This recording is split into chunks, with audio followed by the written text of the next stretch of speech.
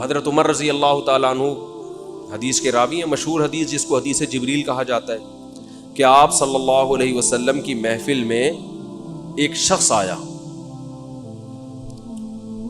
اور کیا تھا؟ شدید بیاض الثیاب، انتہائی سفید کپڑے اس شخص نے پہنے ہوئے، شدید سواد الشعر، انتہائی سیاہ بال، لا یرا علیہ اثر السفر ولا یعرفہ منا احد۔ کتنی عجیب بات ہے، کہہ رہے ہم میں سے کوئی اسے جانتا بھی نہیں تھا لیکن اس پہ سفر کے کوئی آثار تھے بھی نہیں۔ تو بہت عجیب سی بات ہے یا نہیں ہے کہ ایک بندے کے اتنے سفید کپڑے، جبکہ وہ اس محلے کا بھی، کیونکہ پہلے تو اونٹوں پہ پیدل آتے تھے نا، تو بھائی میلے کپڑے ہوتے ہیں، ہم کہتے ہیں پتہ نہیں کہیں سے کہاں سے آیا ہوگا، مصر سے آیا ہوگا، شام سے آیا ہوگا، کہیں سے آیا ہوگا۔ وہ لوگ تو سب ایک دوسرے کو جانتے تھے، جیسے گاؤں میں جانتے، صدیوں سے اکٹھے رہ رہے ہیں، لیکن کپڑوں کی سفیدی سے لگ رہا ہے بھائی مقامی آدمی ابھی نہا دھو کے آیا ہے، مگر ہم میں کوئی اس کو جانتا نہیں ہے، اور ایسا جوان کہ اس کے انتہائی سیاہ بال، اور نبی سے اتنی بے تکلفی کا اظہار جیسے کوئی پرانا دوست ہو، حتی اسند رکبتیہ الی رکبتیہ ووضع کفیہ علی فخذیہ، اپنے گھٹنے نبی کے گھٹنوں کے ساتھ ملا دیے، ایسے دو زانوں چپک کے بیٹھ گیا، اور اپنے ہاتھ اپنی یا نبی کی ران مبارک پہ رکھ دیے۔ تو کتنا عجیب منظر ہے، لیکن حضرت عمر فرماتے ہیں ہم میں یہ گویا حدیث کا مفہوم ہے کہ ہم میں ہمت نہیں ہوئی کہ نبی سے پوچھے کہ یہ کون ہے۔ بھائی دیکھ رہے ہیں بس، جو بھی منظر ہے دیکھتے رہو، ہو کیا رہا ہے بھائی، نبی جب نہ اس کو ڈانٹ رہے ہیں نہ اسے کچھ کہہ رہے ہیں، ہوگا کچھ ہمیں نہیں پتا۔ اور پھر آگے کیا فرماتے ہیں کہ نبی سے سوال پوچھا، یا محمد اخبرنی عن الاسلام، آپ مجھے بتاؤ اسلام کیا ہے۔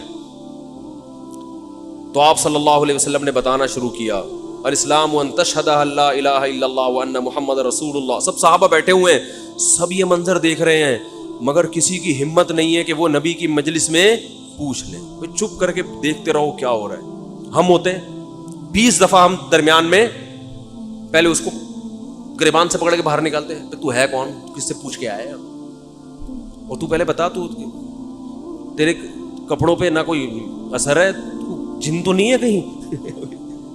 بھائی دیکھ رہے ہیں کہ جب نبی کچھ نہیں کہہ رہے تو سب سے زیادہ اعتراض کس کو ہونا چاہیے تھا؟ نبی کو، تو نبی ہم سے زیادہ جانتے ہیں، تو جب وہ خاموش ہے تو ہم بھی کیا کریں، چپ کر کے بیٹھے رہے، آرام سے خاموشی سے بیٹھے رہے۔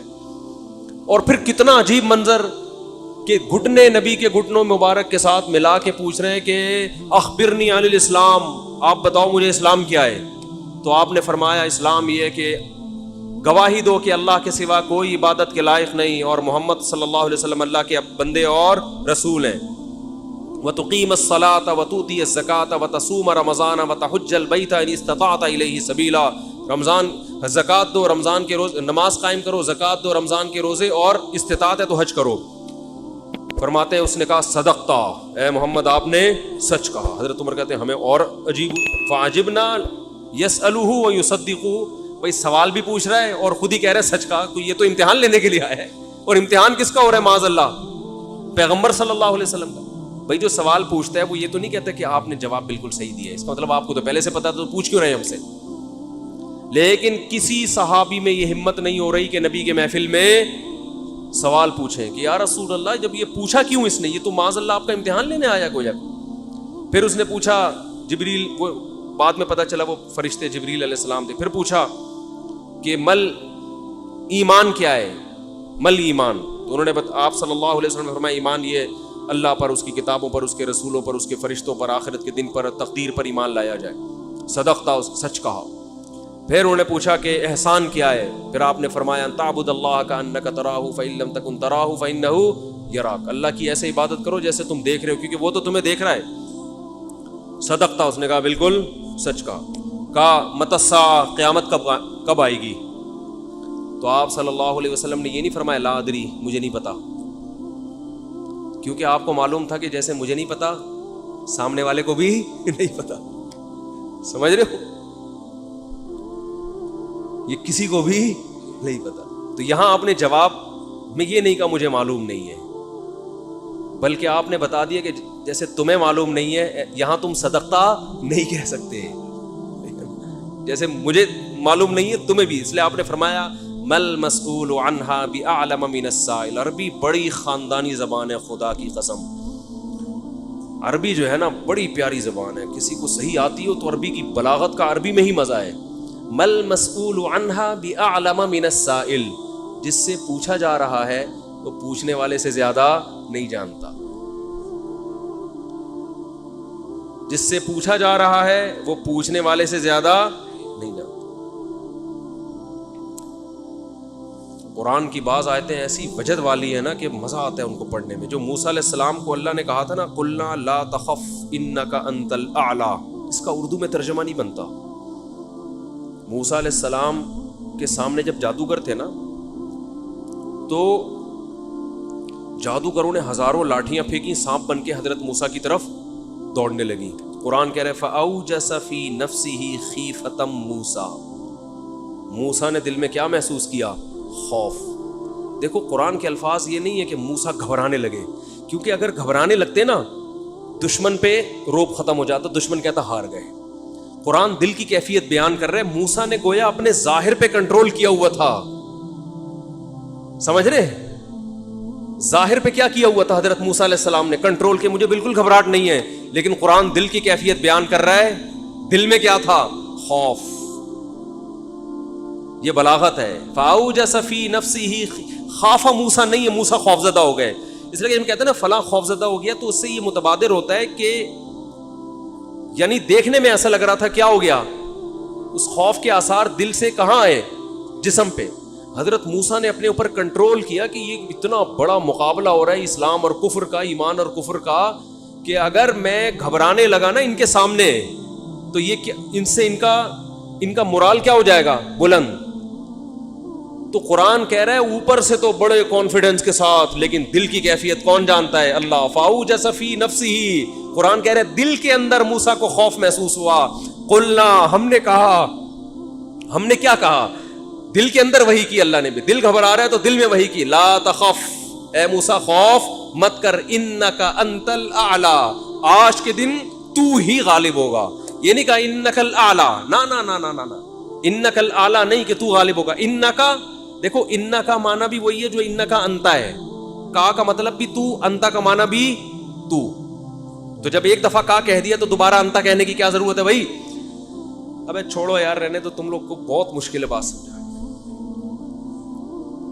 جو مجھے مزہ آ رہا ہے نا اس آیت میں وہ آپ سوچ بھی نہیں سکتے. قرآن یہ نہیں کہہ رہا انک الاعلی کہ تو کیا ہو جائے گا, تو ہی برتر ہوگا, تو ہی غالب ہوگا. انکا انتا, یہ تاکید کے لیے, اے موسیٰ تو, صرف تو, ٹھیک ہے نا, اکیلا. الاعلی, اور اعلی بھی نہیں ہے. اصولی طور پر خبر پر الف لام داخل نہیں ہوتا. گرامر کے لحاظ سے اصولی طور پر انکا انتا اعلی ہونا چاہیے, یا انکا, سوری انتا نہیں, انکا اعلی. مبتدا معرفہ ہوتا ہے, خبر کیا ہوتی ہے؟ نکرہ. سمجھتے نہیں ہو بات کو, جب پڑھو گے نہیں رات کو تو سمجھو گے نہیں بات کو. انکا اعلی ہونا چاہیے, اے موسیٰ تو غالب آ جائے گا, یہ مطلب ہوگا سیدھا سیدھا ترجمہ اس. اللہ نے اعلی پہ الف لام لگا دیا. الف لام جب لگتا ہے نا کسی, تو وہ کسی اسپیسیفک چیز کو کہتے ہیں. جیسے کتاب کا مطلب کوئی بھی کتاب, الکتاب کا مطلب کوئی اسپیسیفک, کوئی خاص کتاب. آپ جب کہتے ہیں بندہ آیا ہے, بچے گھر میں آ کے بتا رہے ہوتے ہیں پنجاب میں بندہ آیا ہے, کراچی میں کہتے ہیں آدمی آیا ہے کوئی. یہ بندہ کا لفظ پنجاب سے امپورٹ ہوا ہے. کراچی میں لوگ کہتے تھے کوئی انسان آیا ہے, کوئی آدمی آیا ہے, تو پنجاب میں کیا کہتے ہیں اس کو؟ بندہ آیا ہے. اچھا شگون کے انسان کا بچہ بن جائے, وہ بندہ بن جائے, ٹھیک ہے نا. تو ہم جب کہتے ہیں کوئی بندہ آیا ہے, یہ ایک بندہ آیا ہے, تو وہ ان نون ہوتا ہے. اکثر ابو کو بتا رہے ہوتے ہیں ابو ایک انکل آئے ہیں, اس کا مطلب کیا ہوتا ہے؟ کوئی ہے. لیکن اگر ایسا بندہ آیا ہو جس کا آپ کو پتا ہو, یعنی پہلے آ چکا ہو اور آپ اس کے انتظار کر رہے ہو, وہ اسپیسیفک وہ بندہ آ چکا ہو, تو عربی میں کہیں گے البندہ. بندہ عربی کا لفظ نہیں, لیکن میں سمجھانے کے لیے. جا رجل یو سڑے راغلے, یو سڑے کہیں گے نا, یو سڑے راغلے, موقع دے کے بھاگ لے. ایک بندہ آیا ہے. جا الرجل, تو اس کا مطلب وہ ایک مخصوص بندہ ہے جس کا پہلے سے آپ کی کھوپڑی میں تصور ہے. تو قرآن کہہ رہا ہے انکا انت الاعلی. الاعلی کا مطلب کہ جب مقابلہ ہو رہا ہے نا تو جو شخص برتر آنے والا ہے لوگوں کے ذہن میں گویا کہ اس کا ایک تصور ہے کہ ایک نہ ایک جیتے گا, تو وہ جو جیتنے والا مخصوص شخص ہے آپ کے علاوہ کوئی بھی نہیں ہے وہ, اور صرف آپ ہی ہو. الاعلی کون ہے آج؟ الاعلی, اعلی نہیں بلکہ الاعلی کون ہے؟ پورا ترجمہ ہو نہیں سکتا اس کا. وہ کون ہے؟ اے موسیٰ صرف اور صرف تو ہی ہے. تو لا تخف, تجھے خوف زدہ ہونے کی ضرورت نہیں ہے. تو کیا بات کر رہا تھا میں, یہ آیت کہاں سے آ گئی؟ ہاں, تو یہی نبی صلی اللہ علیہ وسلم نے جو فرمایا نا, مل مسئول عنہا بأعلم من السائل, یہ بھی کیا ہے؟ بلاغت ہے. جس سے پوچھا جا رہا ہے وہ سائل, مسئول سائل سے زیادہ نہیں جانتا. تو پھر حضرت جبریل نے, وہ جو انسان تھے وہ جبریل تھے, انسان کی شکل میں آئے تھے, انہوں نے پوچھا کہ علامات بتائیں, تو آپ نے فرمایا ان تلد الامۃ ربتہا. اس حدیث پہ جو ادب والی بات ہے وہ میں بھی گچی پکڑ کے رکھنا بھول نہ جاؤں, لیکن اس حدیث میں بات آ گئی ہے. تو ایک دلچسپ بات کیا ہے, آپ نے قیامت کی پہلی علامت بتائی کہ باندی اپنے آقا کو جنے گی. یعنی لونڈی اور غلام سے جو بچہ پیدا ہوگا وہ ماں کا بیٹا کم اور ماں کا باپ بولو زیادہ, ماں کا مولا اور ماں کا آقا زیادہ ہوگا. غلام کی مثال نہیں دی کیونکہ غلام مرد ہوتا ہے نا, اس پہ تصرف تھوڑا سا پھر بھی کم ہوتا ہے, یعنی وہ آپ کی ملکیت میں ہوتا ہے لیکن اس پہ کنٹرول کم ہوتا ہے کیونکہ آدمی ہے. جب عورت آپ کی ملکیت میں ہوتی ہے لونڈی, اس پہ وہ تو کمزور ہے نا, اس پہ کیا ہوتا ہے آپ کا تصرف زیادہ. تو جو مکمل غلام اور باندی تھی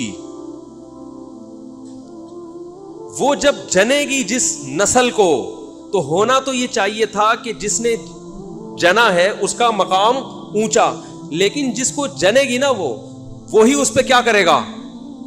یعنی ماں کا تو ایسا حق ہے نا, ماں کو تو ساری دنیا جانتی ہے نا کہ ماں نے کیسے گود میں پالا, کیسے جنا, اور لوگ ماں کے تانے دیتے ہیں نا. حضرت موسیٰ علیہ الصلوۃ والسلام نے جب حضرت ہارون کی داڑھی پکڑ کے کھینچی ہے نا, جب حضرت موسیٰ علیہ السلام کوہ طور پہ گئے تورات لینے, پیچھے بنی اسرائیل نے بچڑے کی عبادت شروع کر دی. ہارون علیہ السلام کو نگران بنا کے گئے تھے کہ ذرا ان کی حفاظت کرنا, بڑے نالائق لوگ ہیں, دائیں بائیں نہ ہو جائے. تو جب واپس آئے تو دیکھا کہ وہ کیا کر رہے ہیں, بچڑے کی عبادت. تو حضرت موسیٰ کو سب سے پہلے غصہ کس پر آیا؟ حضرت ہارون پر. اپنے بھائی کی داڑھی پکڑ کے کھینچی کہ ما منعک اذ رأیتہم ضلوا, یہ گمراہ ہو رہے تھے, آپ نے روکا کیوں نہیں؟ تو حضرت ہارون نے کیا کہا, باپ کا واسطہ نہیں دیا بلکہ ماں کا. لا یبن امہ, اے میری اماں کے بیٹے, اے میری ماں کے بیٹے, کیونکہ یہ رشتہ فوراً سمجھ میں آتا ہے. ماں کا واسطہ کیونکہ محبت کی علامت ہے نا. ابا جو ہے نا وہ تربیت کے لیے اللہ نے بنایا, وہ محبت واپس زیادہ ابا سے امیدیں نہیں لگایا کریں. ابا کی ایک الگ ویلیو ہے, محبت بہت زیادہ کرتے ہیں ابا, لیکن وہ جتلاتے نہیں ہیں. وہ کہہ رہے ہیں تمیز سے, زیادہ لاڈ پیار دکھاؤ گے نا ابا, یہ ہو گیا تمیز سے بیٹھ وہاں جا کے آرام سے, ٹھیک ہے نا, جو بات ہے ادب تمیز. ماؤں کو زیادہ ادب تمیز نہیں, ماؤں کو لاڈ چاہیے ہوتے ہیں. تو اس لیے ابا محبت تو بہت کرتے ہیں لیکن وہ آسانی سے سمجھ میں نہیں آتی کیونکہ تعظیم اس پہ غالب ہوتی ہے. اماں کی محبت 2 منٹ میں سمجھ میں آ جاتی ہے. تو جب بھی واسطہ دیا جاتا ہے کس کا؟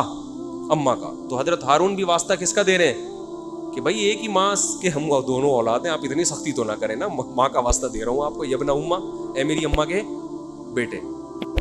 تو ماں جو اتنا قریبی رشتہ ہے, جس کی محبت سب کو سمجھ میں آتی ہے, اس کو غلام بنا لینا تو یہ کھوپڑی میں آنے والی بات نہیں ہے. لیکن حدیث میں کیا آتا ہے, قرب قیامت میں بیٹا کیا ہوگا, ماں پہ حکومت کرے گا, بیٹا ماں پہ حکومت کرے گا.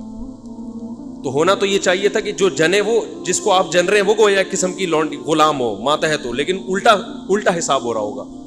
تو یہ بھی پتہ چل رہا ہے کہ ادب مارکیٹ سے کیا ہونا شروع ہو جائے گا, شارٹ. مطلب حدیث کا یہی ہے کہ چھوٹے جو ہے نا وہ بڑوں کی جگہ ہو جائیں گے, اور بڑے, اور یہ خدا کی قسم آج اپنی آنکھوں سے میں دیکھ رہا ہوں, زیادہ تر لبرل لوگوں کے گھروں میں دیکھ رہا ہوں, دیندار گھروں میں کم. باپ اور ماں اپنے بچوں کو اسکولوں میں 15-20 ہزار روپے فیسیں دے کر بدتمیز بنا رہے ہیں باقاعدہ پیسوں کے ذریعے. یعنی اسکولوں میں پڑھا رہے ہیں ماڈرن اسکول ہیں اور بہت ہی ماڈرن قسم کے اسکول جن میں مذہب نہیں ہے. بچہ انگلش بہت اچھی بول لیتا ہے اور ٹھیک ٹھاک فیسیں دے کے کیا کر رہے ہیں, اپنی نافرمانی پیسے دے کے سکھا رہے ہیں. آج بھی میرے پاس ایک کیس آیا, کسی کو نہیں پتا چلے گا کس کی بات ہو رہی ہے. ایک صاحب نے کہا میں نے اپنی بچی کو ایڈمیشن کروایا, میں 20 ہزار روپے فیسیں دے رہا ہوں اور وہ چرس پی رہی ہے, وہ پتہ نہیں کتنے لڑکوں سے دوستیاں لگا رہی ہے. تعلیم کو فوکس کرنے کے چکر میں تہذیب کا بیڑا غرق کر دیا. یعنی گویا کہ پیسے دے کے باقاعدہ کیا کیا جا رہا ہے, اپنے بچوں کو خراب کیا جا رہا ہے. تو جنا بھی خود, احسان بھی خود کیا, اور نکلا کیا رزلٹ؟ وہی آپ پہ کیا کر رہا ہے حکومت, وہ آپ کی ایک بات ماننے کے لیے تیار نہیں ہے. تو یہ وہ دور ہے جس سے ہم گزر رہے ہیں. تو اس میں بھی ادب کی تلقین کی گئی ہے. جب کچھ اس طرح کے لوگ آتے ہیں نا میرے پاس, کہ باپ بیٹا بیٹھا ہوا ہوتا ہے اور باپ اپنے بیٹے کی شکایتیں کر رہا ہوتا ہے بڑے دھیمے لہجے میں کہ بچے کو غصہ نہ آ جائے, اور بیٹا جواب دے رہا ہوتا ہے بڑی اونچی آواز میں. یہ میں نے بہت دیکھ لیا ہے, بہت دیکھ لیا اپنی زندگی میں. اس سے مجھے فوراً وہ حدیث یاد آتی ہے کہ اس کو باپ ہونا چاہیے اور اس کو بیٹا. باپ کو یہ ڈر لگتا ہے کہ یار اب میری اولاد ہے, یار میں کوئی اونچی آواز سے وہ ایک دم میٹر نہ گھوم جائے. دیکھو یہ اولاد کے نالائق ہونے کی علامت ہے کہ آپ نے اپنے باپ کو یہ اتھارٹی نہیں دی ہے کہ وہ آپ کو ڈانٹ سکے. اگر آپ کا باپ آپ کو ڈانٹتے ہوئے گھبراتا ہے نا, خدا کی قسم یہ باپ کے خراب ہونے کی دلیل نہیں ہے, یہ اولاد کے خراب ہونے کی دلیل ہے. یہ اولاد کے خراب, وہ ڈر لگتا ہے اس کو کہ یار کچھ بول دوں تو ایسا نہ ہو ناراض ہو جائے. میں نہیں کہہ رہا اولاد پہ بیجا سختیاں کریں یا خام خامے ڈانٹ ڈپٹ کرتے رہیں, اس سے تو ڈپریشن کے مریض بنتے ہیں. ماں باپ ظلم بھی کرتے ہیں. اس پہ میں انشاءاللہ بیان کروں گا کہ میرا ارادہ ہے, میں نے جو سینٹ میں بل پیش ہوا نا کہ ماں باپ کو اولاد پہ ہاتھ اٹھانے کی اجازت نہیں, شوہر کو بیوی کو ڈانٹنے کی اجازت نہیں, تو یہ بالکل خلاف ہے, لیکن اس کا ناجائز فائدہ بھی اٹھایا جاتا ہے. تو ماں باپ کو بلا وجہ اولاد پہ ہاتھ اٹھانا شرعن جائز. آج ایک صاحب بحث کرنے لگے کہ مجھے اجازت دی ہے شریعت نے کہ میں اپنے بچے کو تھپڑ مار سکتا ہوں. میں نے کہا آپ کو اجازت شریعت نے نہیں دی ہے کہ بلا وجہ آپ اپنے بچے پہ ہاتھ اٹھائیں, اور خاص طور پہ نابالغ پہ.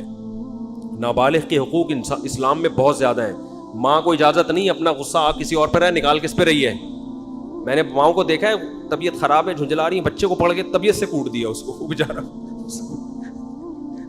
بعض بچے ماں کی چنگیز خان جیسی مائیں ہوتی ہیں, وہ بچے ٹھٹر کے ان کی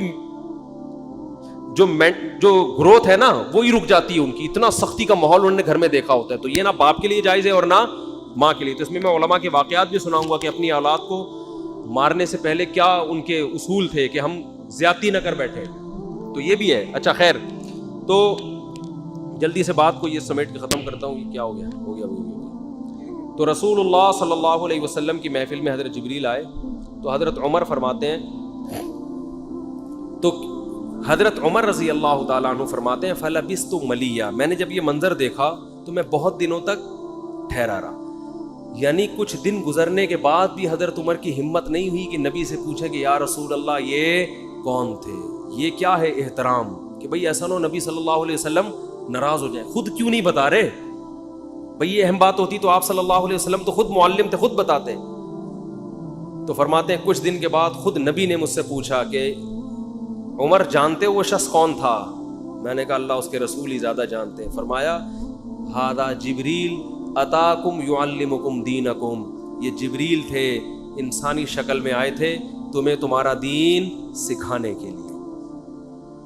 اس سے پتہ چلتا ہے کہ تعلیم کا صرف یہ طریقہ نہیں ہے کہ استاذ بیٹھ کے بچوں کو پڑھاتا رہے سارا دن بیٹھ کے. یہ نیچرل وے آف ٹیچنگ ہے کہ ایک ماحول بنا دیا, ایک شخص آ رہا ہے, صحابہ اچھا پھر ایک تعجب کی فضا قائم کی گئی تاکہ نا ان کو یہ محفل یاد رہے. اگر ایسا ہی ہوتا وہ نارمل ڈریس, سفر والے ڈریس میں آتے تو یہ تو نارمل مجلس ہے, بھائی کوئی مسافر آیا ہے. ایسا ایک مخمصے میں ڈالا گیا کیونکہ جب کوئی ایسی عجیب سی محفل ہوتی ہے نا تو دماغوں میں بیٹھ جاتی ہے, اس کا ایک ایک منظر یاد رہتا ہے. تو اس سے ماحول کی تبدیلی کا بھی انسان پہ اثر پڑتا ہے. تو صحابہ کیا کر رہے ہیں, نبی صلی اللہ علیہ وسلم سے سوال پوچھنے سے پہلے ایک اور واقعہ سنا کے بس یہ میں ٹاپک ختم کرتا ہوں. ایک اور واقعہ ہے, حدیث میں آتا ہے کہ آپ صلی اللہ علیہ وسلم نے ظہر یا عصر کی نماز پڑھائی, صحیح حدیث ہے. اس میں آپ نے 4 کی جگہ 3 رکعتیں پڑھا دیں. کتنی؟ 3. اب صحابہ سوال نہیں پوچھ رہے کہ یا رسول اللہ یہ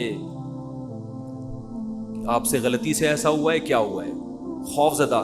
حضرت ابو بکر اور عمر بالکل پیچھے بیٹھے ہوئے ہیں. حدیث میں آتا فہابا ان یتکلماہ، آپ گھبرائے کہ آپ اس بارے میں نبی سے سوال پوچھیں. کیوں؟ ہو سکتا ہے نبی کو اس بات پہ غضب آ جائے کہ بھائی جب میں نے 3 پڑھائی ہیں تو میرے 4 پڑھنے سے جب چاہ کہ ہاں تمہاری یہ نیکی لکھی جا رہی ہے تو حلال کی طرف آؤ اور کسی کی مت سنو. سمجھتے ہو؟ بائک پہ گاڑی پہ پہلے سے موسٹ وانٹڈ لکھ کے لگا دو، کسی کی مت سنو. اس میں ٹینشنیں آئیں گی، برداشت کرو اللہ کے لیے. سمجھتے ہو؟ میں اپنی ٹینشنوں کے قصے سنانا شروع کر دوں آپ پاگل ہو جاؤ گے. آپ کہتے ہو مسا بڑے ہنسی خوشی